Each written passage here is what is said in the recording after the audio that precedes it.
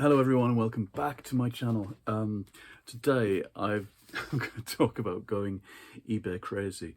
Not that crazy, but a few things have occurred to me in recent days about authors I've left off and not continued with, and series that I haven't finished, even after 20, 30 years in some cases. 40 years in some cases. That's making me sound really old, as if I didn't feel old enough. The person who's been in my mind this week is Jonathan Carroll, because of reading that fantastic novel of his, Bathing the Lion, from 10 years ago, that I rediscovered this week. And so it sent me off to eBay to look for the novels, which I know for a fact I read in the early 90s. But I got them out of the library in Lancaster and never had my own copies.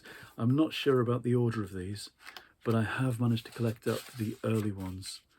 Oh, this must be the order at the beginning. The Land of Laughs is on my shelf in the bedroom, the perfect shelf of my favourite books, and I've read that one, as I say, 10 times or more. It was followed by Voice of Our Shadow, which has just arrived in an ancient paperback. For Joe Lennox, successful young writer, the old city of Vienna provides a refuge from the tragic memory of his brother's death, for which Joe feels a secret guilt. His characters are always arty. They're either writers, painters, architects, or filmmakers. There's often a link to Vienna, and there's often a violent death or a tragic death in the background of a close family member. I remember those being features of lots of his stories. In Vienna, Joe starts up a friendship with a very eccentric couple, India Tate and her husband Paul, a master magician with extraordinary powers. Gradually, Joe falls in love with India, but her husband finds out before he suddenly drops dead. Now Joe has another death on his conscience, another voice calling from beyond the grave, and a nightmare of terror begins to haunt him. It's a terrible blurb. It's they're obviously making it sound a little bit conventional. It has a feel of the way they sold Ian McEwan's company, Comfort of Strangers, with the couple in the foreign city and sexy waxy. But I'm sure, from what I remember, it's a much stranger book than all of that. Then Voice of the Shadow was second. Third, Bones of the Moon, which also got in an elderly paperback. Ron Dewar, A Land Where Dreams Really Can Come True. Cullen James's first dream was to find the perfect man, and she did. Better yet, she became pregnant and dreamed of the day when the child would come and she could love it. But then other dreams began. There were dreams of a fantastical land named Ron Dewar, where the sea is full of fish with mysterious names. Mudrake, Cornsweat, Yasmuda, where enormous animals the size of hot air balloons escort Cullen and an enigmatical child companion across extraordinary landscapes like the Plain of Forgotten Machines. And with the dreams of Ron Dewar come powers that cross over into Cullen's normal everyday world. Nothing can ever be the same again. Now this one, they've not held back on making it sound fantastical, but they also make it sound stupid. It sounds kind of too ridiculous. So somewhere between making him a kind of slightly spooky literary psychodrama thriller writer and an all-out fantasist, there must have been some space in the middle to make him sound as readable and as fantastic as he actually is. You can see them. I know this from experience. You can see the publisher trying to find a way to make him palatable to a more mainstream audience. And then, what was next?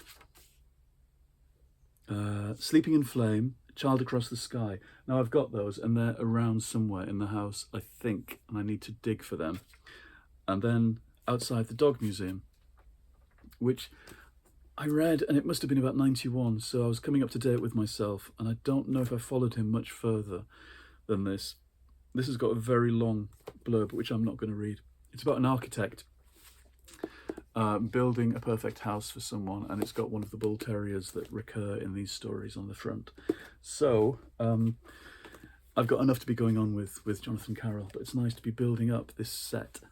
When I was thinking about it, I was going through these bookshelves behind the other day and found Louise Cooper's Troika, which I've had for years and years, but it's book 5 in a series, and the covers are so evocative that I've always meant to read them. So on a whim, while I was eBaying like crazy the other day, I went and found book 1, Nemesis. It's a retelling, it's a mythic retelling. She brought 7 demons into the world, now she must destroy them. Her name is Indigo. The blurb writers of this time, I guess the 80s or 90s, made things read a bit like the cheap shitty films in video shops.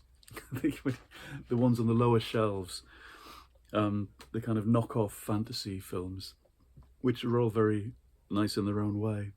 But it's funny how schlocky they made these things seem. The Tower of Regrets, ancient forbidden. Princess Angara had no place there, had no business tampering with its secrets, but she did.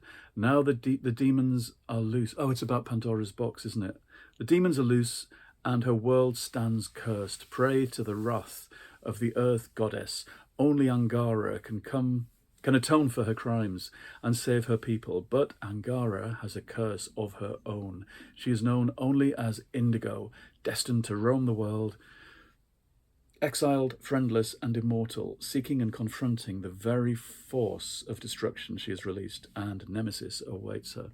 I'm holding things at this arm's length to read because these reading glasses from Specsavers are absolutely dreadful. I'm going to get new glasses this summer or autumn and sort that out. But they haven't been right for 2 years and I'm annoyed. I'm annoyed about my glasses. It strikes me that the current Doctor Who season, with the unleashing of these gods and goddesses and deities from beyond, is a kind of Pandora's box story, isn't it? The Doctor, in his hubris, has unleashed the forces of things from beyond. What else? I was thinking about, that was all my eBay stuff. So it had me thinking about series I haven't finished. And people like Charles de Lint spring to mind. Moonheart was the one I read in the 90s, and I read about 4 others. The thing about Charles de Lint is there's not, I don't think, a set order for reading his books in. I think they congregate around a central set of ideas and characters, which is fascinating to me. But it means I haven't quite got a grip on what goes where and what I've missed out. He's also interesting because he publishes things in small press volumes first. A collector's nightmare or paradise, I don't know. And I've just noticed Duncan Wood, William Horwood over there, which is the wonderful series about the moles. And I've only read the first one. I do have the whole lot. And here's a series I began in 1990 when I was 21. It was bought for me on my birthday. The Many-Coloured Land by Julian May, which is this series, The Saga of the Exiles, which is a time travel fantasy, really, in which people from the present day, seeing disaster coming, go back to live in the Pliocene epoch. The epic odyssey of the misfits and mavericks of the 22nd century who passed through the time doors of the Pliocene epoch into the battleground of 2 warring races from a planet far away. I think that's what it is. They go back in time and find that aliens are there back in the past. Oddly enough, I was reading about ancient history last night. Last thing at night in bed, I was reading about and reminding myself of the oddness of the Neanderthals and how, of course, we aren't related to them, how they came and went, but had brains bigger than us. And I think it's on that kind of business that this book is founded. This series, I remember loving it. This one I wasn't so sure about. I love Roger Zelazny, I love his short stories, but I bought, again from eBay a number of years ago, the whole sequence of his Amber books. Hold on. Here they are, still in the box. I read the first one, and then I wasn't kind of sure. I thought it was a bit daft. but I can't quite get rid of the books because they're so gorgeous. Oh, that was the first one. Maybe I've read two. Nine Princes in Amber, The Guns of Avalon, Sign of the Unicorn. I don't know if these are in sequence or not. It's just the box load that I got, The Hand of Oberon. See what I mean? They're kind of the Courts of Chaos, Irresistible, Trumps of Doom, which is an unfortunate title, Blood of Amber, Night of Shadows, and Signs of Chaos. They're going to stay in the box for now, and I will return to Zelazny. I did get recently a lovely Gallant's collection of all of his short stories, or the best of his short stories, from Bobcat Books around the corner, which makes me want to go back to him. I really like his short stories. The collection's not there, the one I read. Must be my favourite shelf. Anyway, he's someone to return to as well. Also, the C Crispin's collection, her trilogy about Han Solo. I've got the third one somewhere. These are The Paradise Snare and The Hutt Gambit. Now these predate the expanded universe of Star Wars as it is in films and TV.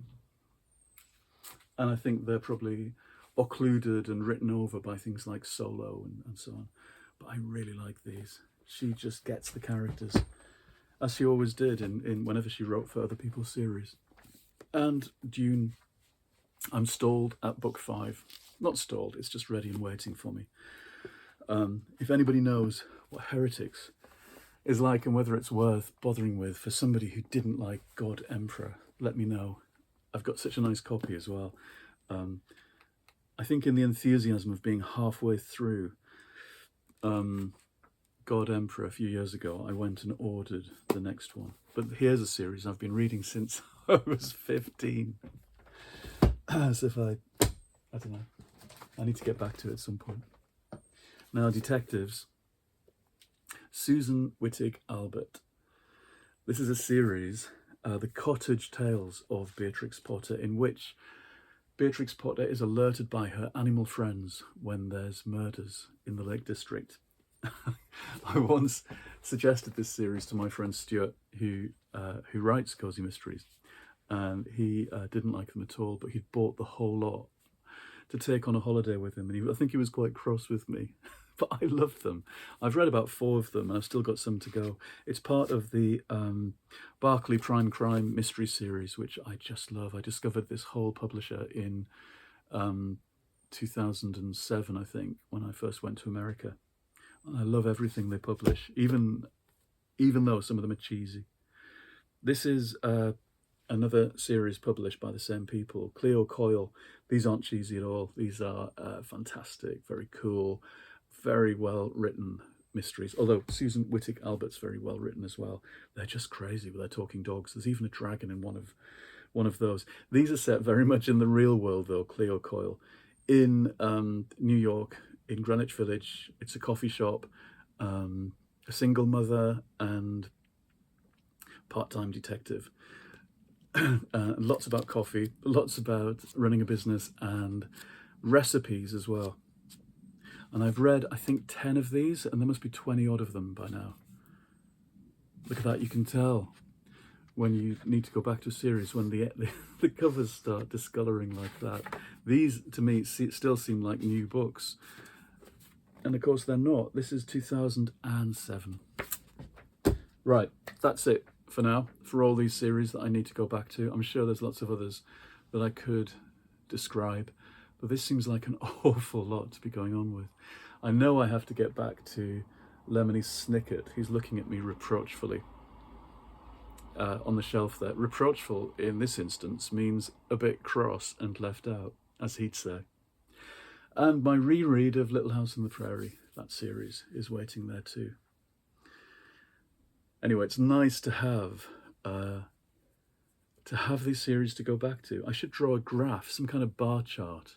That would be fun, where you have the different levels of where you are in the series. If someone can help me drawing that bar chart with different coloured columns, I have no interest in graphs, but suddenly that kind of appeals. It'd be interesting to see which one you're further on with. Anyway, I'll leave it there. I'm going to go and make lunch now. I'll see you again very soon, and happy reading, everybody. See you soon.